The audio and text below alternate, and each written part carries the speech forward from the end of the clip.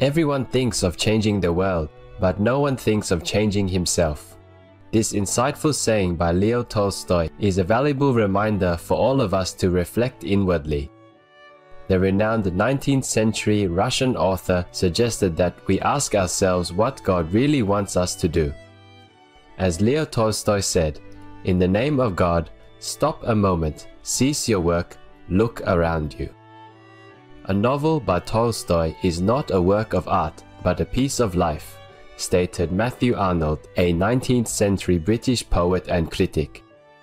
In addition to his renowned epic novels, Leo Tolstoy wrote essays and letters that conveyed the spiritual truths he came to realize in life.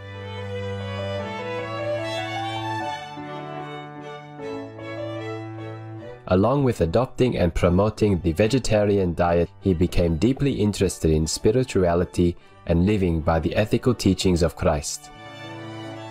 The concepts he conveyed through his writings about peace and the fulfillment of God's will greatly influenced 20th century leaders like Mahatma Gandhi and Dr. Martin Luther King Jr.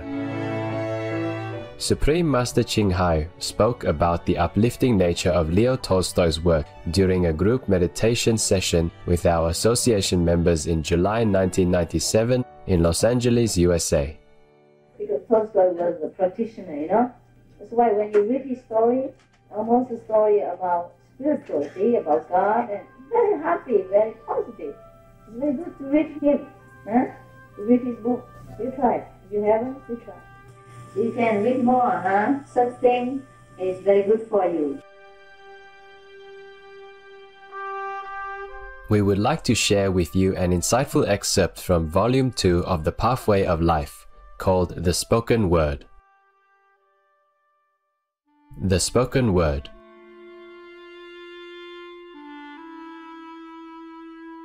Words are expressions of thought and may serve to unite people or to separate them.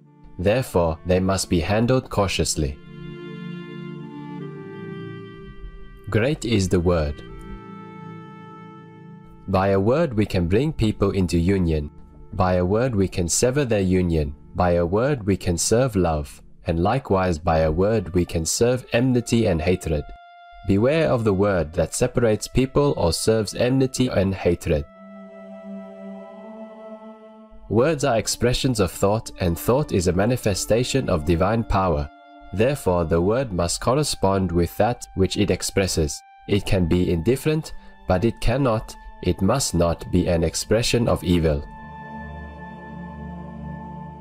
Man is the carrier of God. He can express the consciousness of his divinity by a word.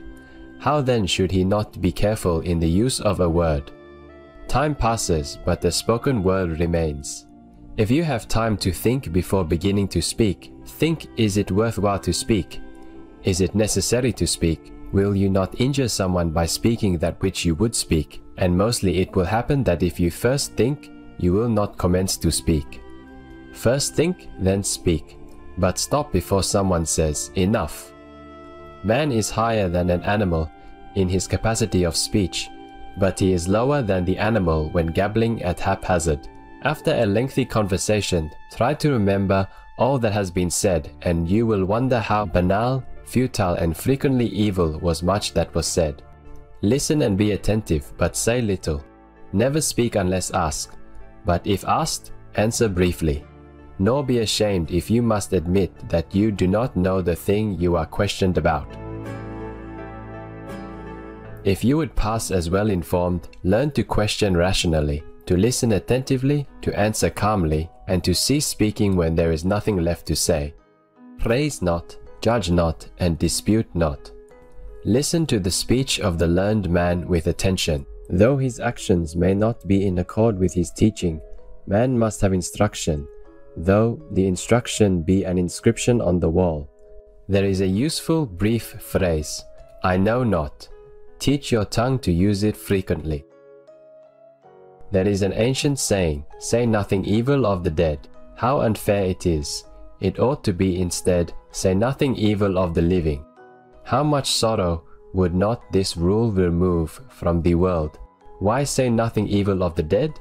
In our world, it is accustomed to render only exaggerated praise. In other words, to tell only falsehoods about the dead in obituaries and memorial observances. Such specious praise is harmful because it wipes out in the minds of the people the distinction between good and evil. With what shall we compare the tongue in the mouth of man? It is the key to the treasure house. When the door is locked, no one can tell whether behind it are precious stones or heaps of useless rubbish. While wise men teach us that silence is useful, free speech is likewise needful, only at the proper time. We sin by words both if we are silent when we ought to speak, and if we speak when we ought to be silent. When you are angry, be silent. If you know how people should live and mean well with them, you will tell them, and you will do so in such a manner that they trust your words. In order that they may trust you and understand you, you must express your thoughts without irritation or anger, but calmly and kindly.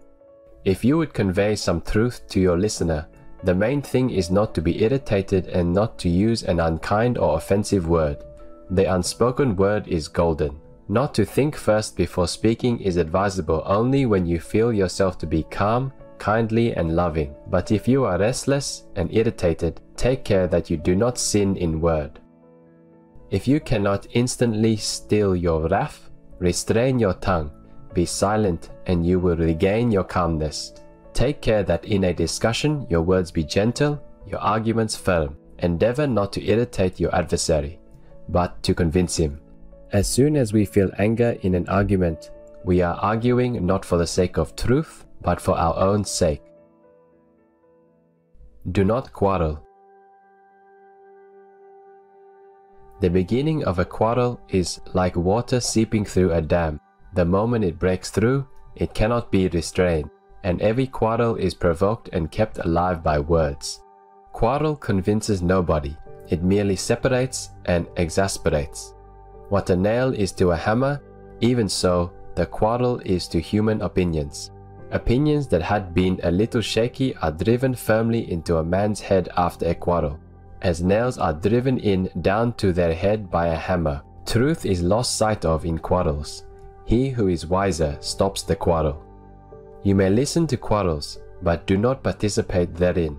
May the Lord preserve you from quick temper and hot-headedness, even in their slightest manifestation. Anger is always out of place, and most of all in a righteous matter, because it obscures it and clouds it.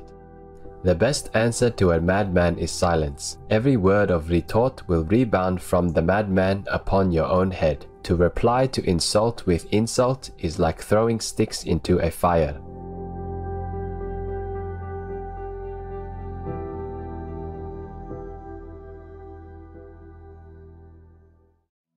Compassion for animals is something that every child has naturally, but they are lured away from these instincts by society's nasty habits. Dan Matthews, vegan. Noble viewers, it's been a pleasure to have your company for today's words of wisdom.